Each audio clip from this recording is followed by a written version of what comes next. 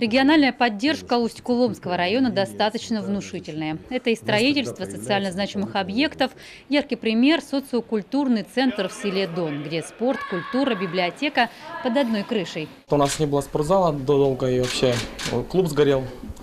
И в целом, в общем, сейчас мы за 3 года уже много чего сделали.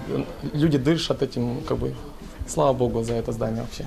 Это и финансовая поддержка ключевых направлений, благодаря чему, например, в районе активно развивается сельская кооперация.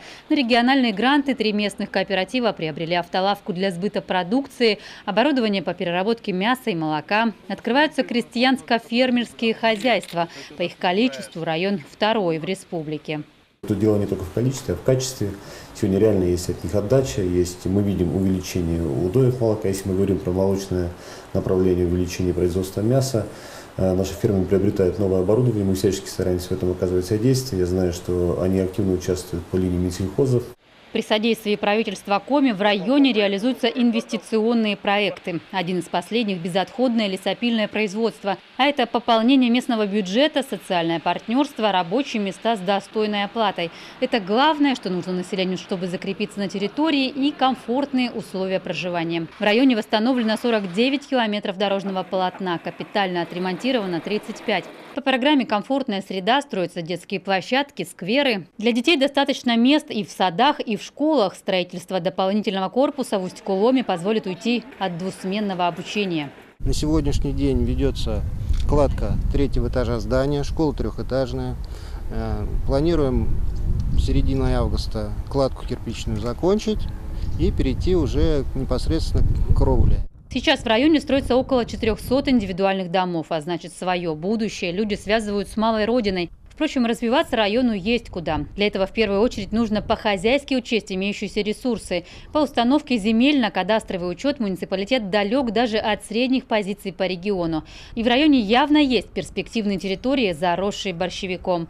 Сергей Гапликов поручил профильному ведомству помогать и держать работу на контроле. В районе достаточно и неучтенной муниципальной недвижимости, а это ресурс, потенциально приносящий доход.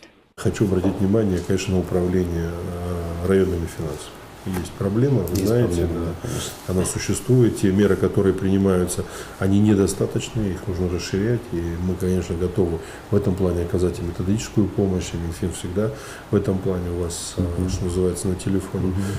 И готовы на месте разобраться с вашими финансистами, что, где и как. Но, в общем, дефицитные вещи, которые у нас есть, они должны, конечно, быть ликвидированы. Все-таки достаточно большое количество идет помощи из республики.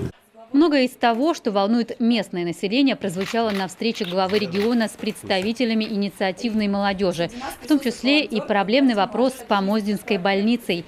Глава Коми тут же дал поручение министру здравоохранения сохранить возможность для оказания круглосуточной медицинской помощи. Кроме того, не во всех небольших поселениях есть социальная инфраструктура. Регина Чисталева из деревни Пузово предложила размещать в одном здании не только культурные, но и социально значимые организации, даже сельские администрации. На самом деле правильная история, абсолютно правильно, чтобы не было они разрознены, а все в одном месте. И затрат меньше, и как-то чаще общаются, встречаются, лучше взаимодействуют и так далее. Какая коммуникация возникает, центр коммуникации, движения, понимаете? И там и идеи возникают дополнительные, молодежь может прийти, понимаете? У всех на виду.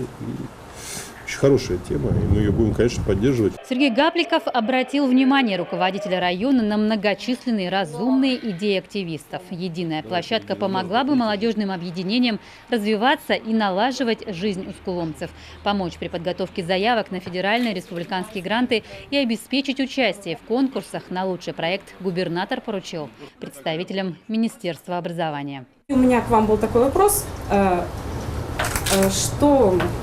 Где бы мы могли поучаствовать или, к примеру, какие проекты мы могли бы написать, чтобы получить финансирование для нашей организации или подобных организаций, как наша. Опережающие предложения, новые решения и конкретные действия. Вся работа руководства региона и муниципалитета – это ежедневные, порой незаметные шаги к большой стратегической цели, обозначенной президентом страны.